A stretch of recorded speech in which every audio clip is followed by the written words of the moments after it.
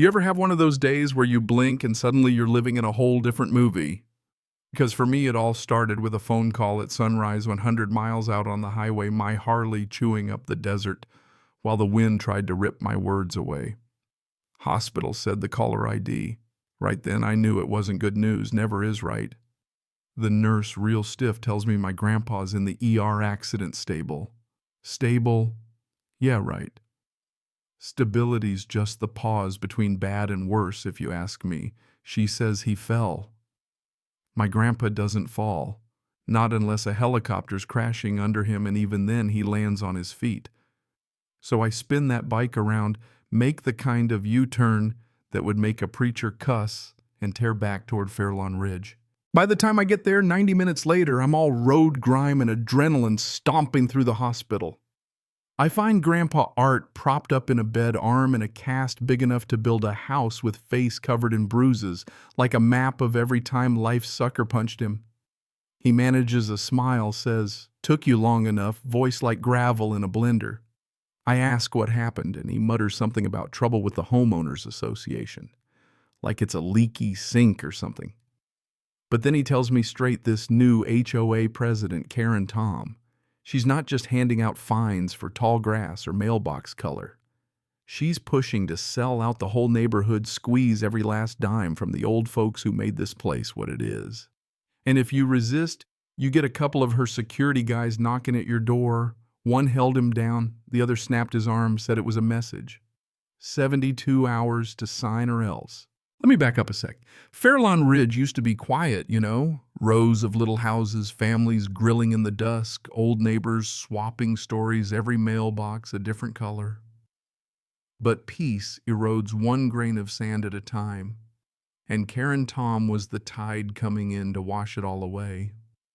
She bought the big corner house, talked a big game about community standards, brought the HOA back from the dead, and got herself elected president by default. Nobody else wanted the headache. At first, it was petty stuff, trash cans, rose bushes, $20 fines. But she turned up the heat year by year, beige doors, only no basketball hoops, no vegetable gardens, lawyers sending threats to anyone who talked back. Most folks fell in line. My grandpa, he stood his ground. "I'm not letting some power-hungry shrew run me out," he'd say. That stubbornness runs in the family, I guess. Thing is, Karen wasn't just bossy, she was running a play for a developer. Word got around about some tech company wanting the land for a campus, but for that, they needed everyone gone. Karen's job, make life hell for the old-timers, push them to sell cheap. When that didn't work, things got ugly. That's why my grandpa was in a sling, and the cops called it a civil matter. No evidence, no action. That's when I knew it was on me. I made 2 calls first to my cousin Razor, president of the Iron Sentinels Motorcycle Club, the kind of family who shows up when things get loud. Second, to a fixer who specializes in making problems disappear. But before any of that, I needed to pay Karen Tom a little visit.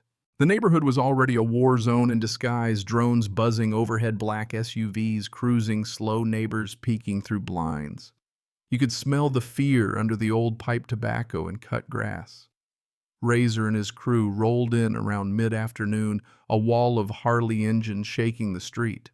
Neighbor Fred, always nervous, came running over all khakis and panic whisper shouting about drones spying on him and black SUVs tailing his wife. The whole place was wired, and Karen was watching everything. But we had our own tricks. Twitch, my cousin with a hacker soul, got to work on the drones. Bear and the others started cataloging plates and faces. We picked our spot, a choke point alley, and set a trap for Karen's patrol.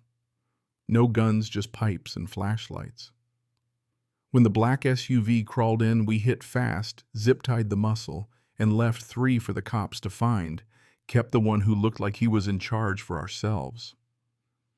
Back in Grandpa's garage, he tried to play tough, but when Twitch walked in, grinning, waving a hacked drone feed, everything changed. On that screen under a park lamp stood Karen Tom and Marcus Thorne.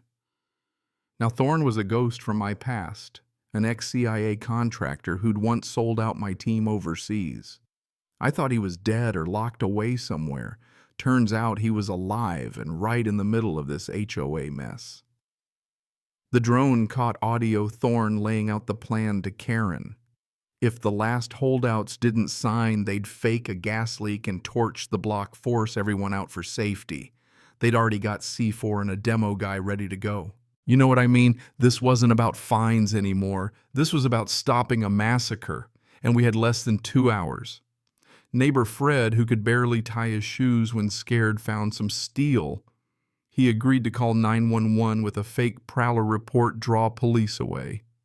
My crew set up around Chestnut Street, Bear and Razor, with me Twitch on drone overwatch. When the van rolled up, we moved like shadows, silent and fast. Bear took down the guard, Razor knocked him cold. I dropped the demo man before he could even shout. We found the C4, the burner phone, a whole file of blueprints. And here's the twist: payment records. But one ledger had my grandpa's signature. 50 grand authorized by Arthur Jensen straight to Karen. I stared at it like it was a riddle from hell. Was my grandpa playing both sides, betraying everyone? I didn't know what to think. Couldn't stop, though. We took the evidence and prisoners back to a borrowed garage. Twitch started cracking laptops, and the plan got simple. We'd broadcast the whole mess live at the HOA meeting, turn the tables on Karen and Thorne, make them famous in the worst way. That meeting was like a funeral before we even started. Residents hunched together.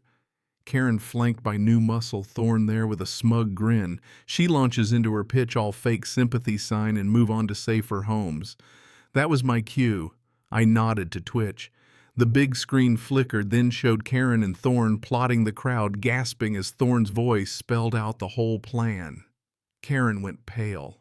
Thorne lost his mind. Razor and the Sentinels blocked the exits.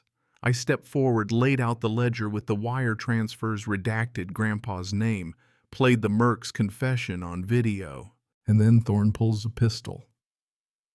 That room was one twitch away from carnage until my grandpa, who'd slipped in with his one good arm, stood up and played a recording.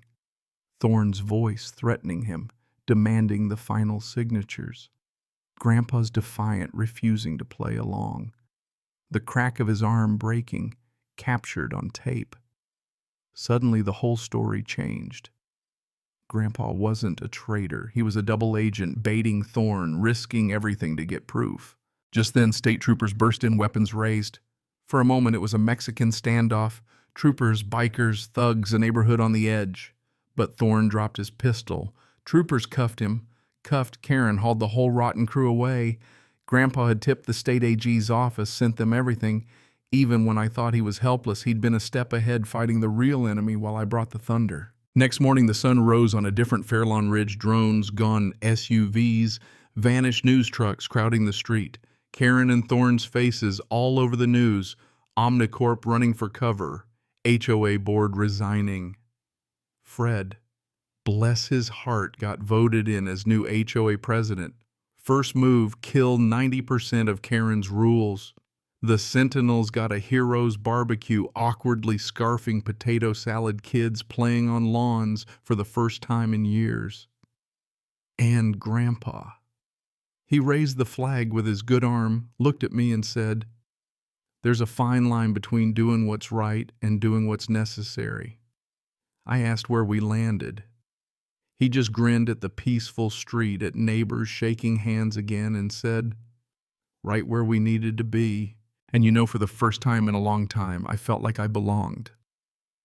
The quiet I'd been searching for wasn't about silence. It was about finally having peace, the kind you fight for, the kind you keep. But tell me, if it were you, would you have crossed that line for family, for justice? Or do you think we went too far? Drop a comment. Let's hear your side, because out here nobody gets the last word on what's right and what's wrong.